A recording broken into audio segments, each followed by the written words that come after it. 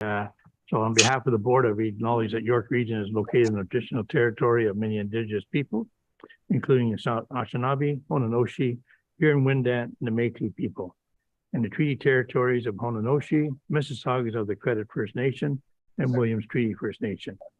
Today, this area is home to many diverse Indigenous peoples, and we recognize their history, spirituality, their culture, and stewardship of this land.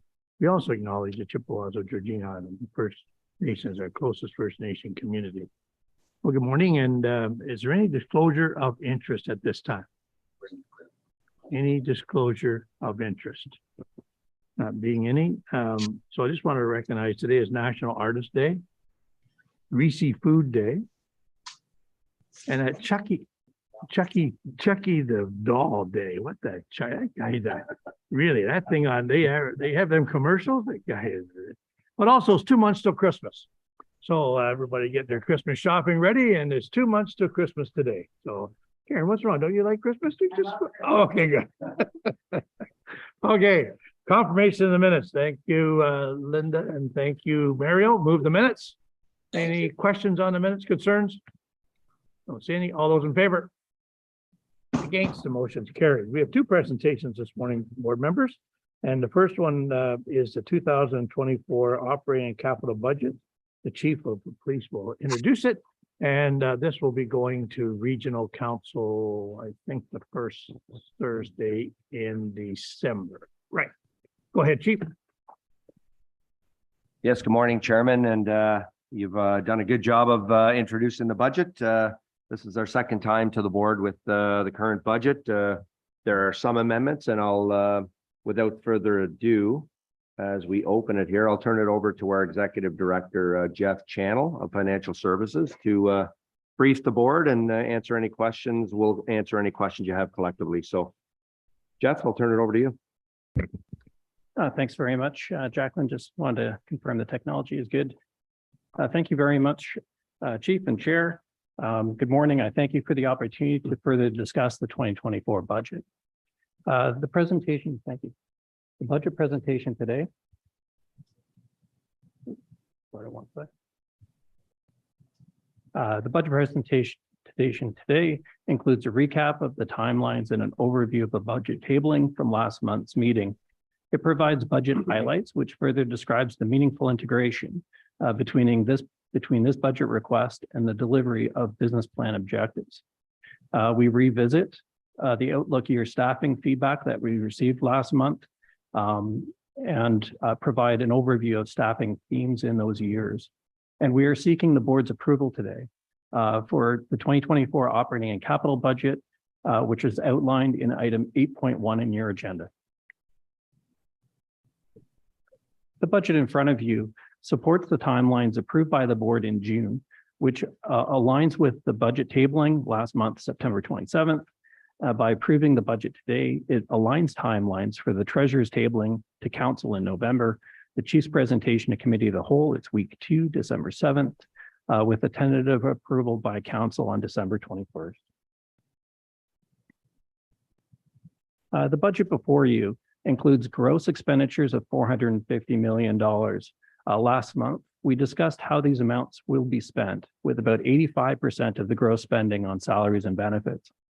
We presented an incremental request of over $20 million, mostly for salaries and benefits, but also highlighted operating expenses. It's $5 million pressure, and it's allocated to additional costs of technology from software as a service and to meet inflationary needs.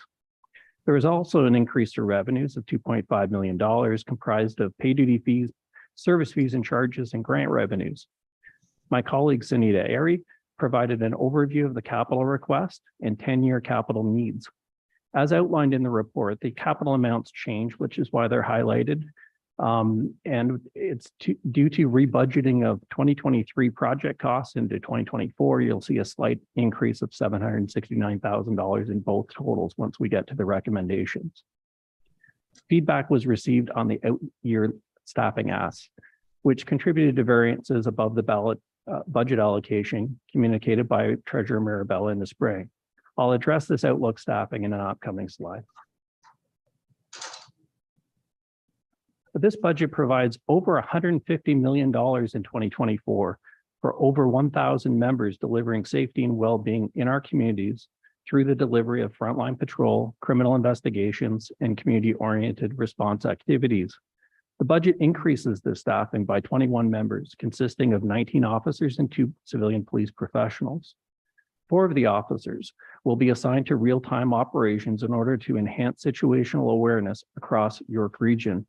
These members will attend all mandated calls for service and liaise with each district to improve asset coordination. 11 of the officers will be assigned to districts to address our growing needs of our communities across all district activities. I'll also highlight today the benefits of the Adult Pre-Charge Diversion Project, which addresses the problem where 80% of minor cases brought before our courts are currently withdrawn. The program allows officers the discretion to divert minor cases directly to social services. With the now completion of a 6-month pilot project, 99 cases were diverted, which benefits the police with less cases for preparation and presentation to the courts. It improves the administration of the court system with fewer minor cases to consider and improves timelines for both the victim and the accused. This budget supports the inclusion and belonging objectives by adding 2 officers in media relations and professional standards. I want to highlight the 8 community support officers in today's proposal. Like you heard last year, the community support officer pilot is now in its 11th month of its pilot project based out of 4 districts. The intent of these positions is to support frontline members to respond and assist with low-risk calls for service that do not require conflict response or enforcement. To date, the pilot program has diverted over 1,700 calls from frontline response. This budget supports the objectives outlined under innovation and continuous improvement by adding 11 positions broadly based across the organization in key areas like investigations branch, information management, and quality assurance. I want to highlight that these positions also address crime trends by adding investigative positions in cybercrime and holdup. The cybercrime positions are needed to keep pace with an increasing demand and are responsible for strategies to combat crimes, including ransomware attacks and data breaches. The holdup unit investigates incidents where there is violence or threats of violence against persons or property. This, of course, addresses 2 of the community's top 5 policing concerns, as outlined in the most recent community survey. I want to highlight the modernization of collision reporting, which is required by motorists who sustain damage to vehicles over $2,000 as a result of a collision. Currently, motorists report to the Community Resource Center to conduct the report. From a pilot earlier this year, a feasibility study has been completed to bring those activities online to align with motorists' expectation for digital service delivery options.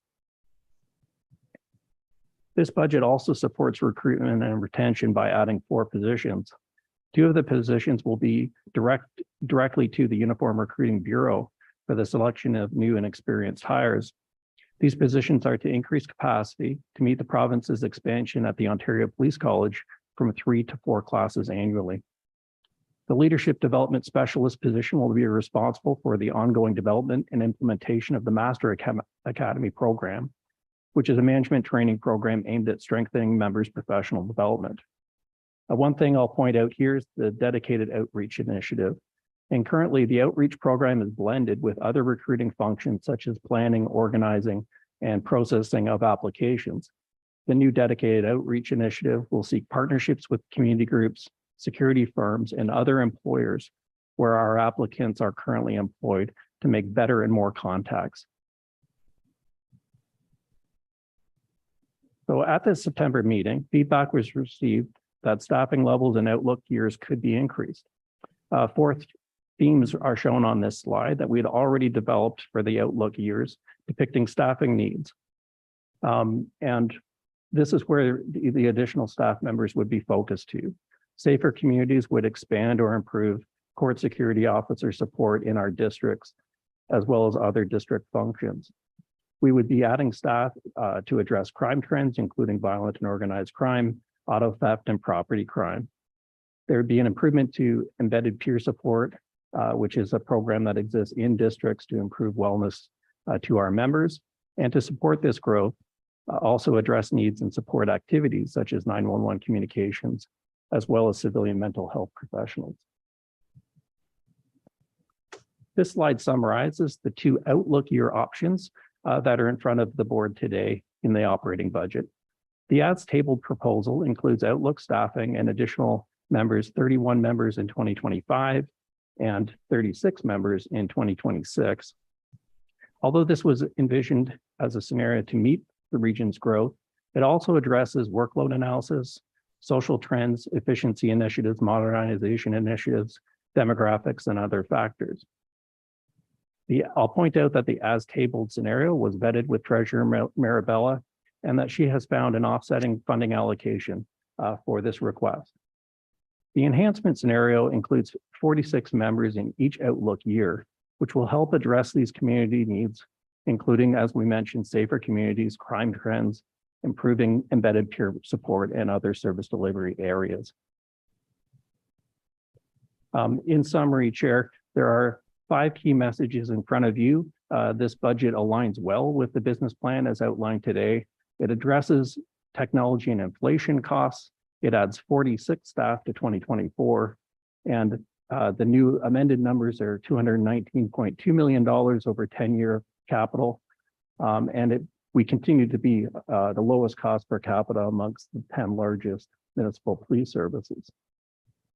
So the recommendations that we have for you, there are 5. And the first is to approve the 2024 operating budget tax levy amount. The second one is the 2 options, the as tabled option for outlook years, as well as 2B is the enhanced outlook of 46 staff in each year. The third recommendation addresses the 10-year capital plan, and the fourth are administrative that we'll be forwarding them to the board and treasurer for their consideration. So with that, Chair, I'll pass it back to you for any questions about the presentation or the report, sir. Thanks, Jeff. And questions from the committee? I haven't got the screen up. Here we are. Thanks, Jacqueline. Everybody back on so I can see it because you all have copies of the e-scribe for the budget. Okay, questions to Jeff for the budget at this time? Let's see, hands going up. Okay, I guess the only, I know you've worked through that. I talked to the treasurer yesterday. We met on the budget. I think if the board is okay, I think if we go 1 and 2, 2B, 3, 4, and 5, we would get that motion moved forward. But the only, I would ask that for the 2025 and 2026, because you're adding more staff, we are using more technology. We need to find efficiencies. And I know we say this every year, but we've got to. We got to make sure we can come back in 2000 and for the budget for in 2024, the budget in 2025. How can we find more efficiency because of technology and the way things are going? I don't have a problem with the recommendation 1, 2B, and 3, 4, and 5. I can support going forward with the understanding that come June of next year, 2024, that a report will come back to this board and looking at how you have found some efficiencies for cost savings. So then we can then look at that before we deal with the budget early in September. So I really would hopefully that we can find some of those efficiencies going forward. And I know we're being asked, I know there is crime trends out there, but we have to keep our numbers up. We have to make sure we are doing a great job. This board we do provide the tools for the York Regional Police to provide our residents with a safe community. So that's where I'm at. But I really want a report to come in June to see just what you have accomplished and what you are looking at to see the cost savings. Linda. Thank you, Chairman, and good morning all. Thank you. Would you like a motion, Mr. Chair? Because it would be my pleasure. I'd like to make a motion, then I'll have a couple of comments. So I'll be moving 1, 2B, 3, 4, and 5. And if I get a seconder, I can speak to that. Yes, I see the seconder, Mayor Pellegrini. Go ahead. Thank you, Chairman. First off, thank you, Jeff, and your team for putting this together. And I'm very happy to see these numbers coming forward. given all our unfortunate sort of raising crime. But I think, Mr. Chair, to your point about coming back with finding efficiencies, it's very clear that York Regional Police, has the lowest cost per capita. So I think that they're already, I don't want anyone to get an idea that they're not doing a good job and that they can finding efficiencies. I think they have by demonstrating that they have the lowest cost per capita. So I'm very supportive of that. I will stop my comments there. I think that we have support from the board to go forward with additional officers. I know that there was some concern that we may not find spaces at OPC and things like that, but I want to be able to put the tools in the hands of police services. So if they have the space at OPC and they can find the people, that they can hire them and they can go ahead.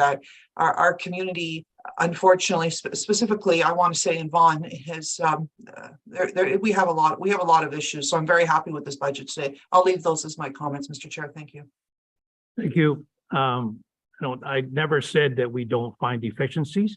I said I would like to see how staff can come back with some options that this board can look at going forward. These budgets are this is for 2025 and 2026 as we go on, 27, 28, 29. You have to keep doing what we can do, but I just asked that the staff bring back a report. Chief?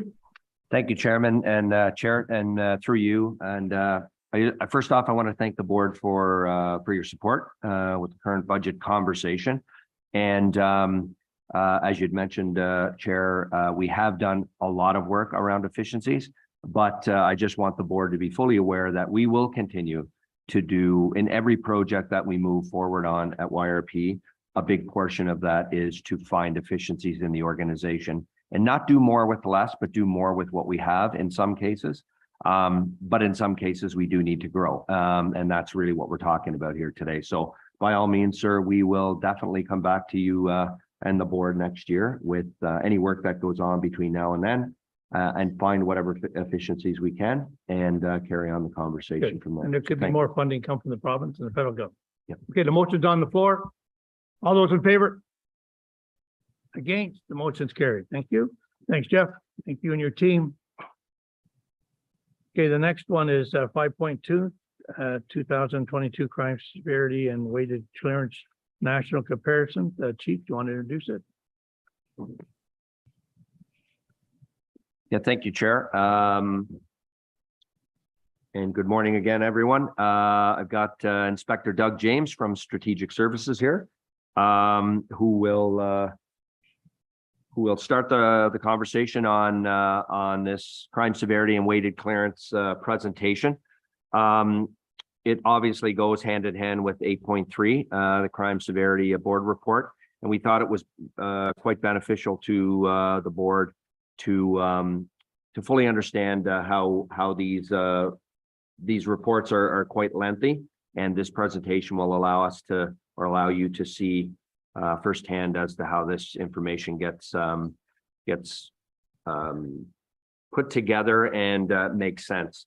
And also we have Sonia Tooling, the statistician from YRP, from Planning, Research and Evaluation, co-presenting with Doug. So whenever they are ready. So, Chief, before I go to this presentation, I think in the motion, if it's okay with Linda and Steve and the board, that you receive the presentation and support 8.1 with those recommendations, so that'll bring the report forward at the same time. Can you say yes or no, Linda? I can't see you. Yeah, Mr. Chair, yes. The funny thing is, once they started this, I was like, oh, whoa, we didn't bring forward that report. Yes, my pleasure to bring forward 8.1 and to move it, but with the option of 2B, not the 2A. Right. Thank you. Yep. It was my fault. Thank you. No, it's okay. I'll apologize to the board for not doing that. Thank you. Go ahead. Okay, good morning. Thank you, Chief, and thank you, Chairman, and thank you, committee members. As stated, this is the 2022 Crime Severity Index and Weighted Clearance Rate presentation. And with that, I'll turn it over to Sonia. Okay, just to go over the presentation overview, we'll be providing a brief overview of the statistics methodology and case clearances used by Stat Canada and other police agencies, which will lead to a more in-depth explanation of crime severity index and weighted clearance rate. And we'll also look at how York Regional Police measurements rates are compared to Canada overall. So the next couple of slides will explain how Is incidents. your microphone on? Yes, it Is is. it? Okay, good. It's I great. don't see the light on, but that's okay. Okay, go ahead. Good, okay. The next three slides, I would say, will explain how incidents are, sorry, is that on? Okay. Okay, sorry. Okay, so here's the workflow that shows the type of incidents and case clearance that are reported to Stat Canada for their analysis. Incidents reported to RP are reviewed and categorized by criminal versus non-criminal cases. Non-criminal cases are also investigated to ensure no criminality have been alleged and goes through proper channels to have closed them off.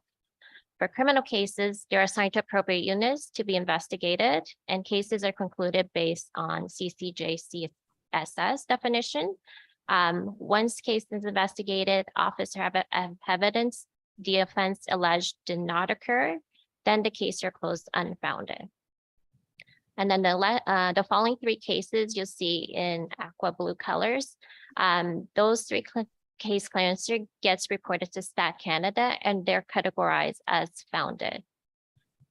Founded, not clear are cases that are still open for an ongoing investigation or cases that cannot be proceeded due to lack of evidence or if the victim or complainant declines to participate in the investigation.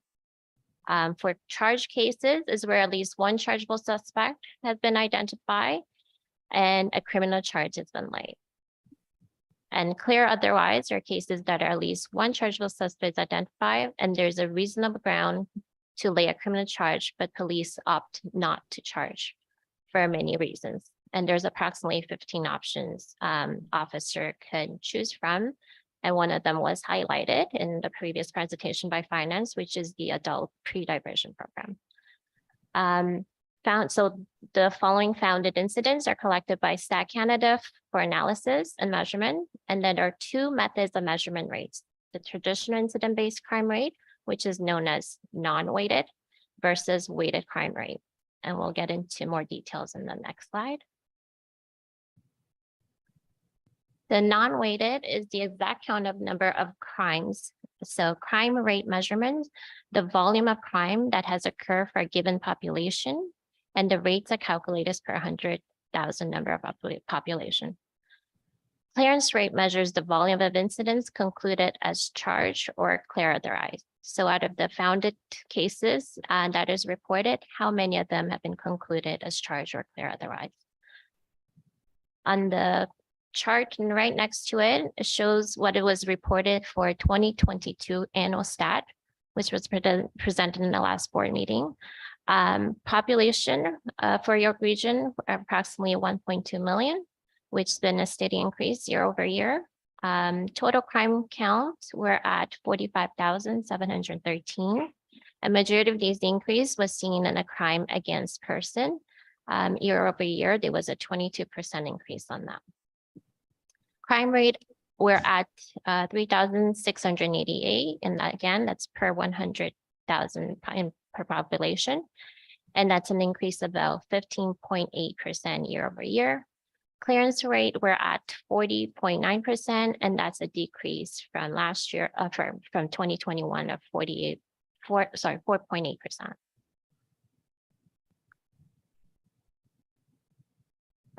Next measurement also looks at crime rate and clearance rate, but at a weighted based on severity of crime of offense. So crime severity index measure not only the volume, but the severity of the crimes in a given area. And same methodology for weighted clearance rate, measure the percentage of cleared incidents that are weighted based on crime severity level. So how is this weighted? The calculation takes into account the incarceration rate times, the average prison sentence in number of days in which resulted a weighted value for that particular offense. So this weighted value is updated every 5 years, And I believe it was recently updated for 2022 metrics. The scoring refers to anything greater than 100 will consider to be a more serious crime, whereas less than 100 will consider less serious crime rate. So without having to go into much mathematics, there is actually a short video that it's available in the Stat Canada that we'll be sharing today, which will simplify the definition and the reason why these metrics have been put in place.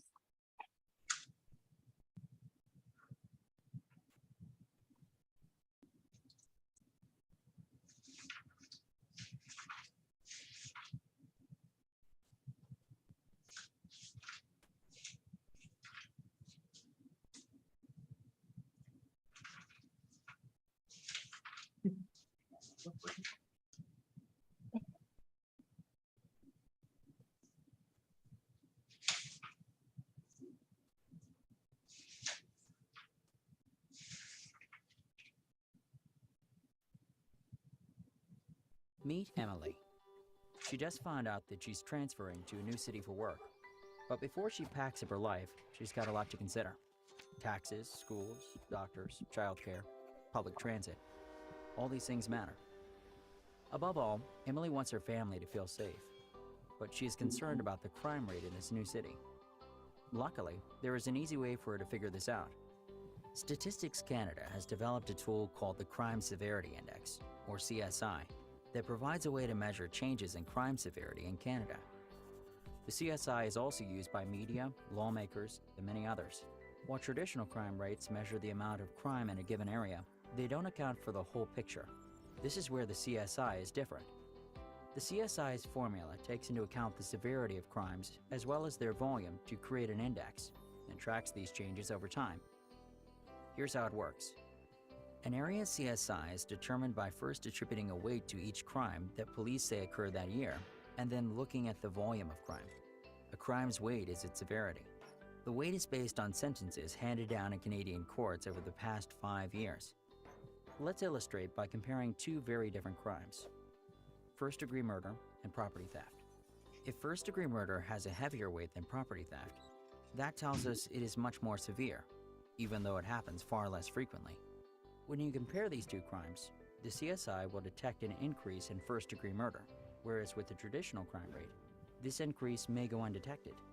This is the power of the CSI. It has the ability to overcome these statistical limitations and accurately gauge if serious crimes are increasing or decreasing in a certain location. So that means when Emily looks at her new city's police-reported crime statistics on Statistics Canada's website, she learns that the total annual number of crimes remained the same over the past 5 years, but that their CSI significantly decreased.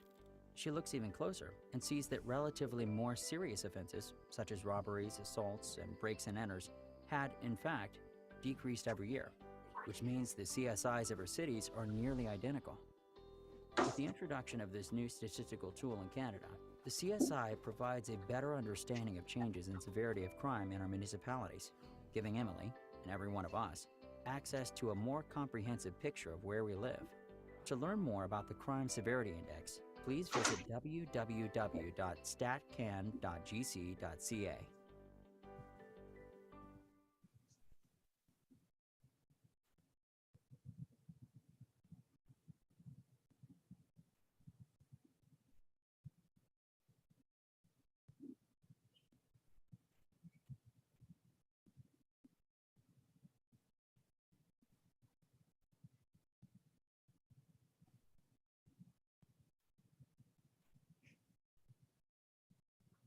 So hopefully that presentation or the video have give more clarity of how these measurements and the reasons for metrics are put in place. The next few slides will provide a snapshot of how York is comparable to other police agency in Canada overall. These are published by Stat Canada. The listed police agency presented here are any that have over 700,000 in population, and you'll see York Region is placed on the 5th with 1.2 million. Toronto with highest at 3 million. Okay.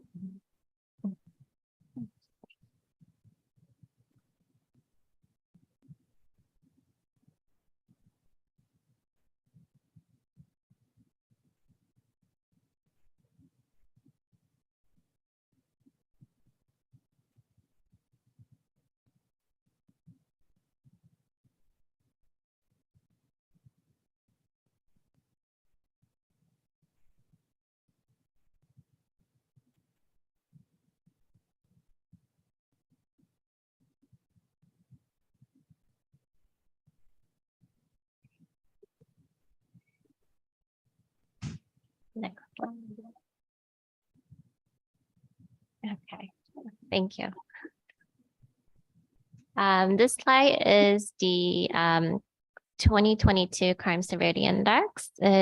So CSIs are categorized based on 3 indexes: total crime, and then it breaks down to violent versus nonviolent.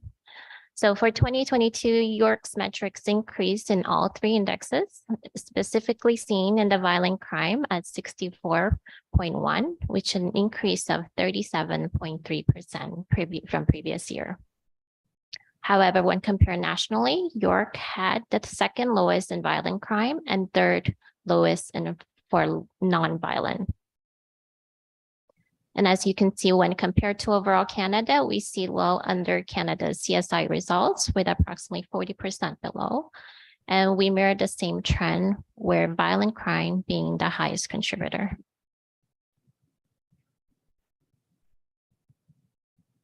Here's the visual on how Canada Crime Severity Index has trend over the past 10 years.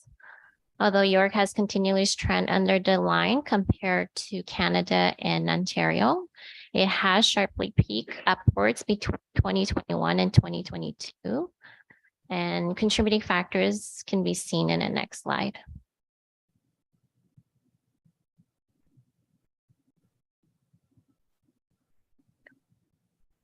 So as mentioned before, crime rate has increased, specifically in the violent CSI of 22% from last year.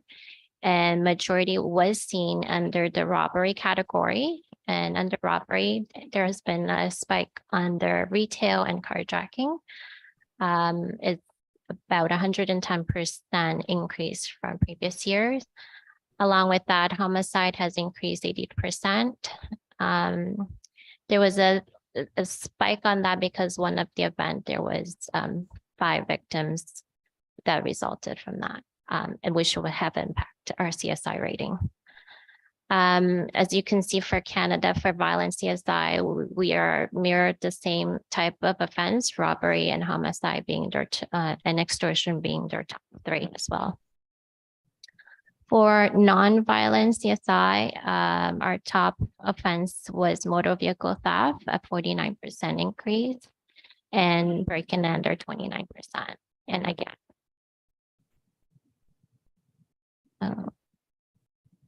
again, it's the same offense that overall Canada has increased, or their top contributor as well. Next metric looks like weighted clearance rate. For 2022, YRP has experienced a decrease in all indicators for total crime, violent crime, and non-violent crime, which is consistent with other police services and national trends. And the weighted clearance rate is on par with Canada overall. As you can see, it's very comparable, 36.4 and 35.8. Here's a look at the declining trend over the past 10 years. And Inspector James will take us through some of the contributors on factors. Thank you, Sonia. So we can see that the weighted clearance rate for York is generally similar to that of the provincial and national trends, albeit there's a slightly more dramatic decline in the past year. There are multiple factors for this, and I'll touch on a few right now. So the CCJ-CSS collects police reported crime statistics through the Uniform Crime Reporting Survey.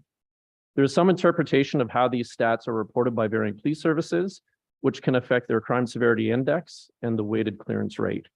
And for an example, the reporting of a case as unfounded has a demonstrated impact on both of these measures. Other factors to consider are the special projects, task forces that we run, in a response in targeting specific offenses. For instance, York Regional Police goes to great lengths to dedicate specialized investigators to tackle organized crime, violent crime, repeat offenders currently on bail, and community interests. This level of targeted enforcement reveals more criminal acts being conducted and reporting in our stats, while taking on a greater number of complex criminal cases. It's important that we also look at the population and crime reporting in York Region, as both have increased at a greater rate than our hired civilian and sworn members. This translates to more investigations and workload conducted by a lower ratio of members. York Regional Police has strategically positioned ourselves as leaders in the policing community by creating varying avenues for citizens to report crime, including our very accessible online reporting tools. We've also taken great steps in breaking down barriers with our diverse populations to make them more comfortable in reporting incidents to the police. This has resulted in an increase in crime reporting, especially less weighted property crimes, which affects the overall clearance rate. Another important consideration is that York Regional Police accepts all theft of gas reports, which is inconsistent with other police agency reporting and affects both our CSI and WCR stats. In closing, York Region is still one of the safest communities in Canada. We've taken great strides to build community trust and encourage the reporting of incidents to the police. We will continue to focus on our clearance rates through internal reviews of the CCJ CSS reporting and with ongoing education with our members for accurate clearance measures and coding. Thank you, Chairman. Thank you, sir. Then we get the screen down and I'll see if there's any questions from the board members in the audience. Oh, Walter. Just have to use your microphone so everyone else can hear you. Sorry, it's okay. One quick question. Doesn't the inclusion of increased diversionary rates affect the statistics and skew the numbers year over year?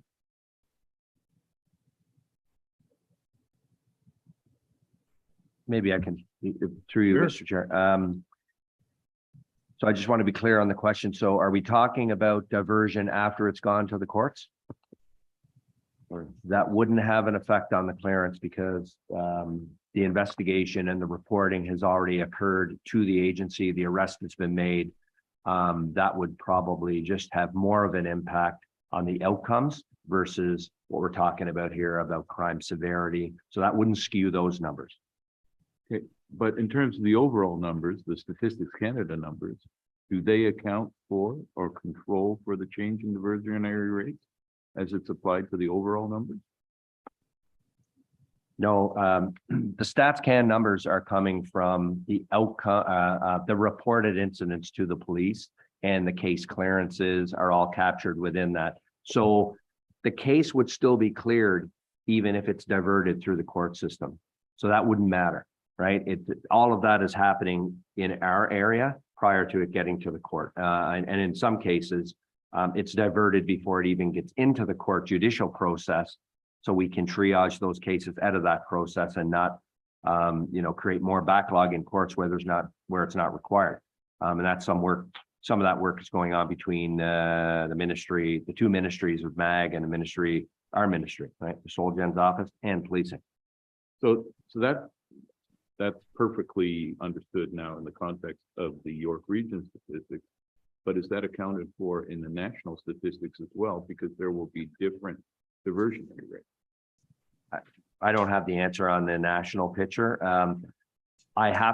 It's an assumption on my part, so I'll just tell you what my gut feeling is on this and what it likely is. It's likely the same because all of these cases are dealt with through the policing side of the business, reported to the police, cleared through the police, diverted through the judicial process, but the numbers captured to Stats Canada wouldn't change just because they were diverted. Generally. Right. Okay, further questions? When I first saw this, went through the report, it was very confusing for me. I didn't pick up on it that quickly, and so that it very well now I can understand. Even the video is very good, so it really helped going forward.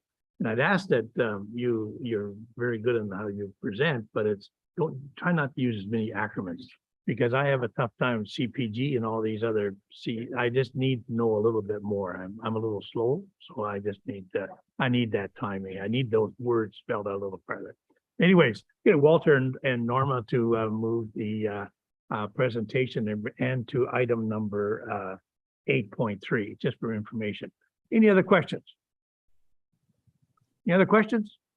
All those in favor? Against, the motion is carried. Thank you. Thanks very much. Okay, members of the board, there are some other reports. So are there any other reports that anyone would like to pull at this time? I think is there anyone that, Chief, I wrote down some.